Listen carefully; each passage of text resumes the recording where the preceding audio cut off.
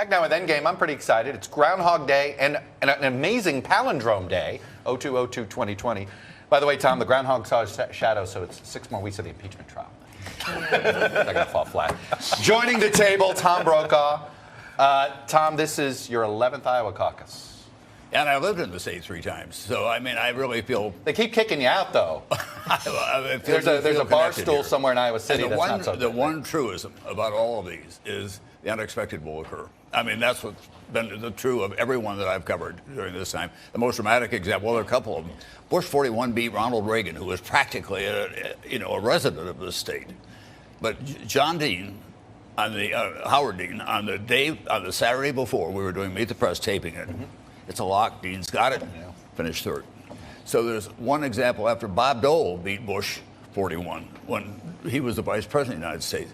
So out there today in Emmitsburg at this hour, Riceville, Charles City, cities across the country, across Iowa, they're getting up, going to church, they're talking to each other, they're having coffee, they're trying to decide what they're going to do. And I always believe that when they go to the caucus and they have to stand up and identify themselves in one form or another, there are a lot of changes that go on then, because their neighbors are watching them. They're trying to. It's not a secret ballot. Mm-hmm. So this is going to be a volatile one again. Tom, Kay was telling me some stuff. Kay, you were saying that because it's not a secret ballot, there's going to be some folks who don't turn out. Maybe there are Republicans who don't like Donald Trump, who maybe with W, they would have been willing to show their face, but they can't.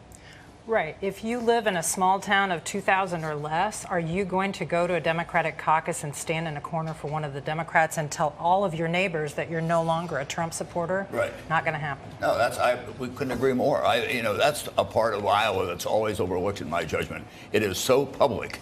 And then the consequences of your decision you have to live with in that small town or wherever you are out on the farm for a long, long time. What is striking to me when I come back to Iowa now is that it's prosperous in so many ways. I was in Iowa City the other day, and it's booming over there. And it isn't. This city, Des Moines, for example, has changed profoundly. But at the same time, Iowans have not changed in terms of their attitude about what their obligations are.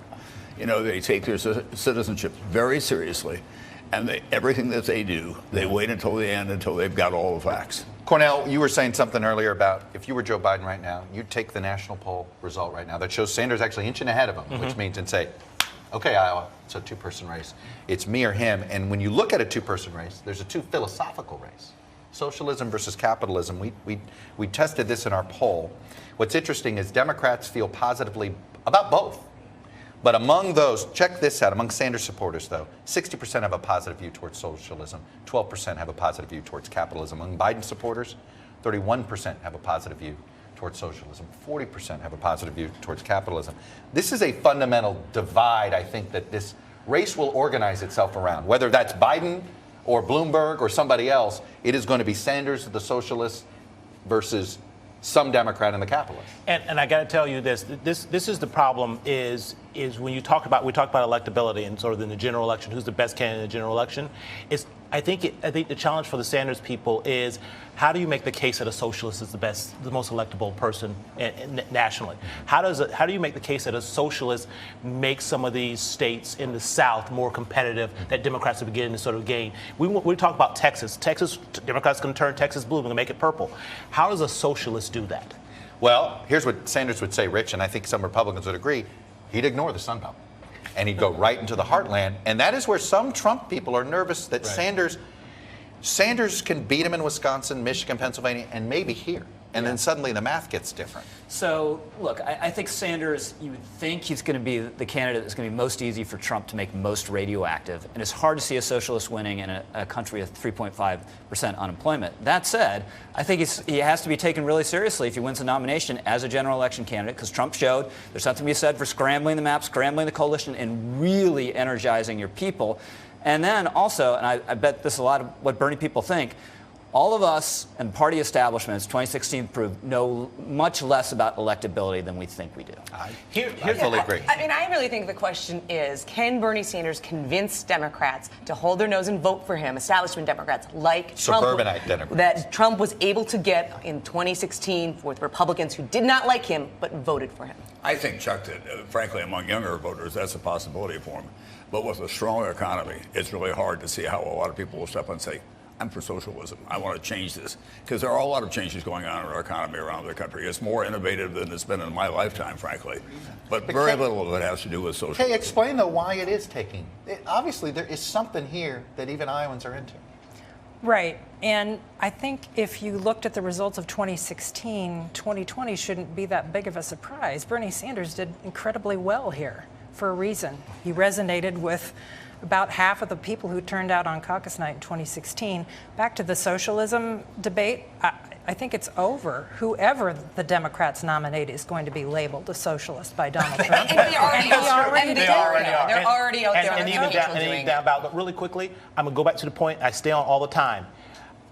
If you cannot win African American voters, you cannot be the nominee for the Democratic Party moving forward.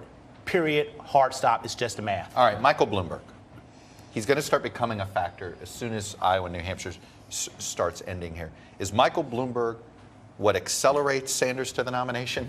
Or is Michael Bloomberg the stop Bernie Sanders candidate? I could picture both scenarios.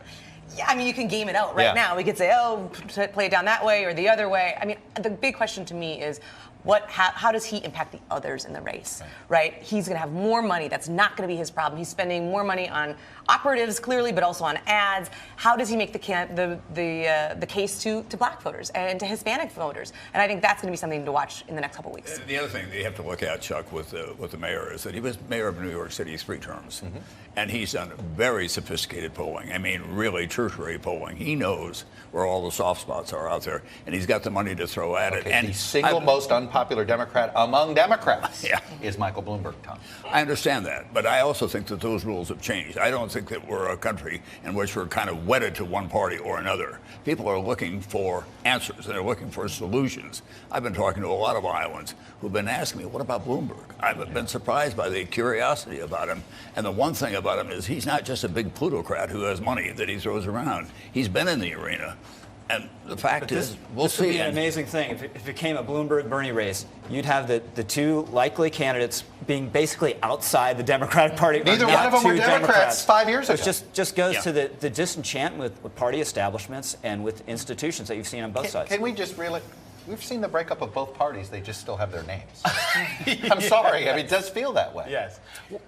Well, frankly, that's the nature of what we're going through in life. And it's not just in politics. It's in social issues. It's in the economy. Everything is changing. We're a very dynamic country in a very dynamic time. You know, and we've got in play young people, middle-aged people, and old folks like me. Kay, this is a Chiefs state, isn't it, for tonight? It so is. if the Chiefs win, Go a Chiefs. good mood electorate tomorrow. If the Chiefs lose, a bad mood electorate, huh? Kind of. And who would that help? Bad mood helps? Good mood helps? Oh, I'm just kidding. I'm not going to make you do that. Thank you, Kay. That is all from Iowa Today, and thank you for watching. We'll be back next week. From where else? Manchester, New Hampshire. Because if it's Sunday, it's Meet the Press. Hello from Washington. I'm Chuck Todd, and thanks for checking out the Meet the Press channel on YouTube. Click on the button down here to subscribe, and click over here to watch the latest interviews, highlights, and other digital exclusives.